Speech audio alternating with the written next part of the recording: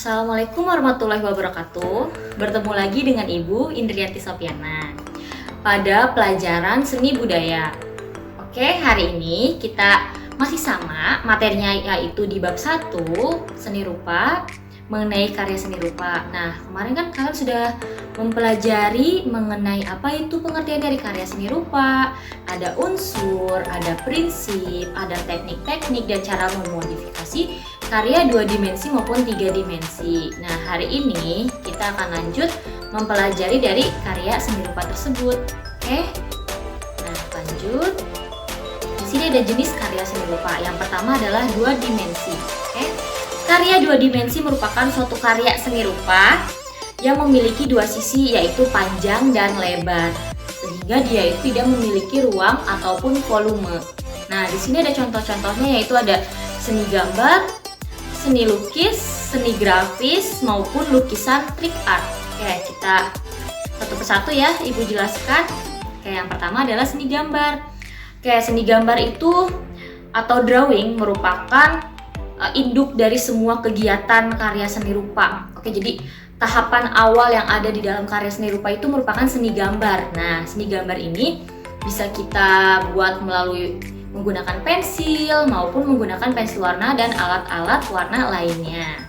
Yang kedua yaitu seni lukis. Nah, lukisan itu adalah karya ekspresif atau kreatif yang memuat berbagai macam lukisan-lukisan atau objek-objek yang akan kita lukis. Nah, biasanya di seni lukis ini lebih bervariatif. Bahannya juga kita bisa dapat menggunakan kanvas, dan di tembok juga kita bisa menggunakannya sebagai bahan ya. Lanjut, yang ketiga ada seni grafis. Oke, seni grafis di sini merupakan sebuah karya 2 dimensi yang menggunakan media digital ya. Misalnya kita menggunakan media digital CorelDRAW ataupun Photoshop sehingga menjadikan sebuah karya yang bagus dalam visual kita melihatnya lebih bagus gitu. Contohnya itu biasanya seni grafis ada pada poster, ada pada komik gitu ya. Selanjutnya di sini ada lukisan trik art. Oke. Trik art merupakan seni lukis ya 2 dimensi dengan menggunakan ilusi virtual sehingga terlihat seperti nyata. Oke, ini contohnya ada kalau yang main ke daerah Bandung, museum art ya, 3D art atau apa yang ada di Bandung. Nah, di situ banyak lukisan-lukisan trik art. Dan ini juga termasuk ke dalam karya lukis atau seni lukis 2 dimensi. Itu ya. Biasanya ada 3 unsur utama dalam lukisan trik art, yaitu yang pertama itu ada ilusi penglihatan. Nah, biasanya kita melihat lukisan trik art itu seperti karya nyata gitu ya. Jadi, lukisannya seperti nyata. Nah, itu yang kedua adalah ilusi geometrinya yang mengacu pada konsep struktur bendanya. Dan yang terakhir itu ada ilusi psikologi yang merupakan proses antara otak dan mata, serta ilusi yang mengedepankan rasa dan alasan. Itu dia 3 unsur dalam lukisan trik art. Oke, lanjut. Sekarang kita ke karya 3 dimensi ya. Kalau tadi di 2 dimensi itu kan karyanya hanya panjang dan lebar ya, tidak memiliki ruangan. Nah, di karya 3 dimensi ini merupakan suatu karya seni rupa yang memiliki panjang, lebar, dan volume atau ruang ya. Jadi sehingga karya tersebut terlihat lebih nyata atau lebih hidup. Itu termasuk disebut juga dengan karya 3 dimensi. Gitu ya. Di sini contohnya ada 2, yaitu ada seni patung. Nah, di sini ada gambar B.J. Habibie. Dan yang kedua ada seni instalasi. Oke, yang pertama patung. Karya seni patung terbagi atas relief yang mengolah dimensi pada bidang datar dan patung yang sepenuhnya memiliki dimensi kepejalan dan meruang. Jadi patung tersebut itu memiliki dimensi yang terlihat sangat nyata. Ya, biasanya patung juga dibuatnya dengan cara dipahat, bisa menggunakan batu, bisa menggunakan kayu, pahatan-pahatan aluminium juga bisa. Itu disebut dengan patung ya.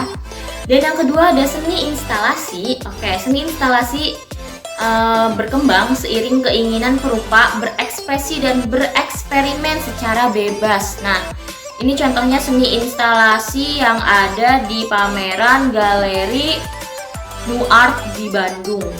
Ini terbuatnya itu seni instalasi ini terbuatnya dari kertas kertas-kertas yang dibentuk menjadi sebuah seperti bentuk gelas ya. Nah, di sini kalian bisa lihat seni instalasi. Oke, itu dia contoh dari karya 3 dimensi. Ya, lanjut. Sekarang kita ke tema-tema karya seni rupa. Nah, di sini kalian bisa lihat nih tema-tema karya seni rupa. Yang pertama ada pemandangan alam. Nah, di situ kalian bisa lihat pemandangan alam gunung, sawah-sawah ya. Terus yang kedua ada figur manusia, berarti kita menggambar karya manusia atau muka kita yang akan kita gambar atau muka orang tua kalian. Oke. Yang ketiga ada temanya adalah figur hewan. Nah, hewan di sini kan banyak ya, kalian bisa gambar ikan, bisa gambar katak, bisa gambar kuda, hewan-hewan yang ada di darat, air maupun di lautan. Gitu. Oke, selanjutnya ada tema karya seni rupa, yaitu ada alam benda. Oke, komposisi objek berupa alam benda. Di sini bisa ada cangkir, teko, papan ataupun guci ya, di sini contohnya. Terus selanjutnya ada karya fantasi. Tema yang berhubungan dengan dunia hayal atau alam mimpi ya, itu disebutnya dengan tema karya fantasi. Misalnya di sini contohnya tuh sedang tidur di dunia mimpinya itu banyak tumpukan buku. Terus ada seperti ubur-ubur mungkin yang ada di rambutnya. Terus selanjutnya ada karya abstrak. Abstrak itu adalah tema karya seni rupa, hal yang tidak nyata, tidak berwujud, atau tidak konkret ya. Jadi ini sesuai dengan kreativitas kita membuat karya abstrak, tetapi tetap harus saja ada kandungannya apa yang kita gambar ya. Nanti ada ibu contohkan karyanya Avandi. Oke. Selanjutnya di sini ada kaligrafi ya. Kaligrafi itu berarti tulisan-tulisan dalam Al-Qur'an yang dibentuk secara khusus sehingga tampilan suci Al-Qur'annya itu lebih bagus. Selanjutnya kita masuk ke fungsi karya seni rupa. Oke, di sini fungsi karya seni rupa dibedakan menjadi 2. Yang pertama ada fungsi individu dan yang kedua ada fungsi sosial. Oke, fungsi individu yang pertama adalah sebagai media ekspresi. Oke, sebagai media ekspresi itu gimana sih kita ekspresi mengeluarkan pendapat kita, mengeluarkan karya yang ingin kita buat, itu termasuk ke fungsi ekspresi. Kemudian fungsi fisik yang kedua adalah misalnya adalah beragam karya desain-desainnya itu bisa bikin kita nyaman ngelihatnya, itu termasuk ke fungsi fisik ya. Selanjutnya ada fungsi sosial. Di sini ada 6 fungsi. Yang pertama adalah fungsi komunikasi. Oke.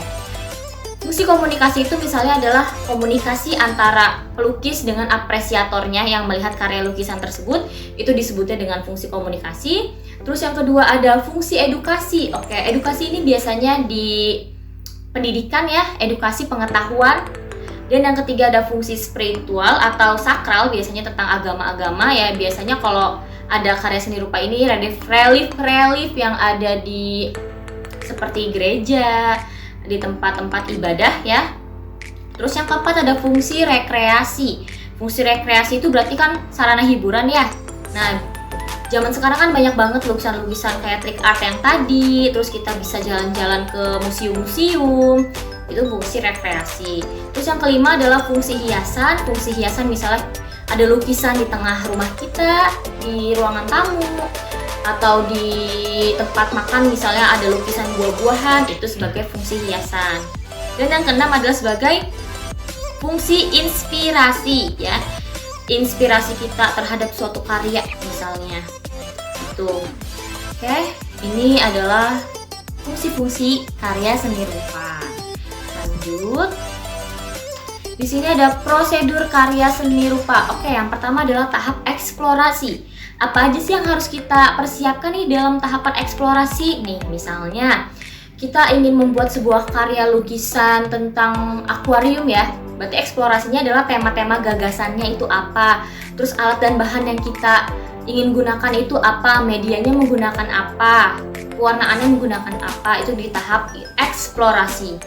Terus yang kedua ada tahap improvisasi. Oke, ini bukan improvisasi pada saat bernyanyi ya, tapi pada saat membuat sebuah karya seni rupa. Oke, tahap improvisasi itu merupakan konsep yang melalui pencarian bagian karya yang berawalnya itu dari gagasan kita, dari tema kita. serta hubungan antar bagian untuk memperoleh pengertian yang tepat dan memahami makna keseluruhannya. Nah, jadi di tahap improvisasi ini, setelah kita menemukan gagasan atau temanya, di tahap improvisasi ini misalnya kita ingin mengubah karyanya, jadi kita improvisasi, kita tambahkan lagi atau kita aransemen ulang lagi gitu set karyanya. Oke.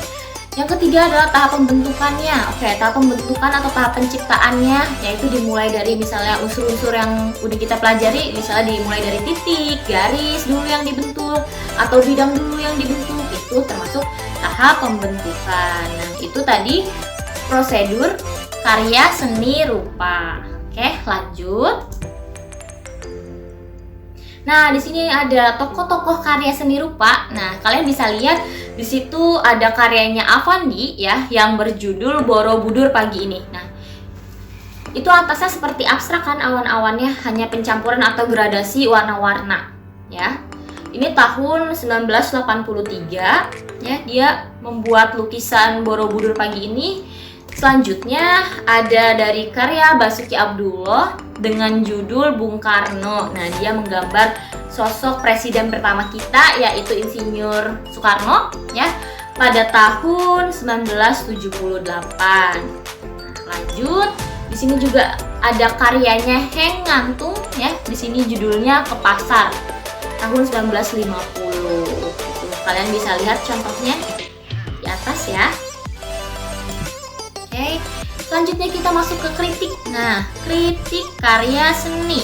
Oke, kritik karya seni itu merupakan salah satu apresiasi ya, apresiasi kita, misalnya mengkritik sebuah karya seni atau menambahkan saran atau memberikan informasi terhadap suatu karya seni ya. Atau kritik seni adalah salah satu aspek dari apresiasi yang berkaitan dengan memberikan suatu pendapat, suatu penilaian terhadap suatu karya seni. Nah, suatu karya seni di sini bisa lukisan, bisa patung yang tadi, ya pokoknya bisa karya 2 dimensi maupun karya 3 dimensi. Nah, di sini ada jenis karya atau jenis kritik ya, jenis kritik karya seni. Di sini dibedakan menjadi 4. Oke, yang pertama adalah kritik jurnalistik.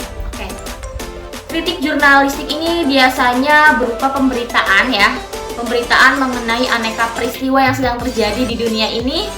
Biasanya kritik jurnalistik ini berupa atau munculnya di media-media cetak seperti majalah, surat kabar gitu ya. Yang kedua adalah kritik ilmiah atau kritiknya itu karya-karya ilmiah ya, atau bisa disebut juga mengenai akademik ya, karya-karya ilmiah yang berkembang di perguruan tinggi.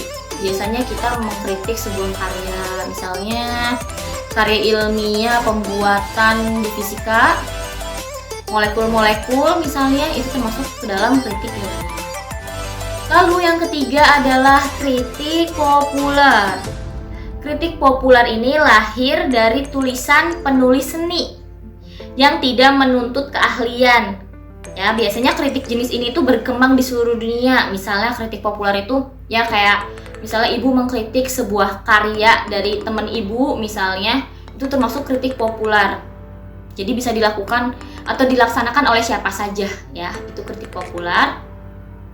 Selanjutnya yang keempat itu kritik pedagogik atau yang berkembang di dunia pendidikan. Nah, misalnya pada proses pembelajaran seni ini ibu sebagai kritikus seni. Jadi ibu berpendapat mengenai karya-karya yang kalian buat atau seni lukisan yang kalian buat atau seni gambar yang kalian buat. Nah, itu disebut kritik pedagogik ya.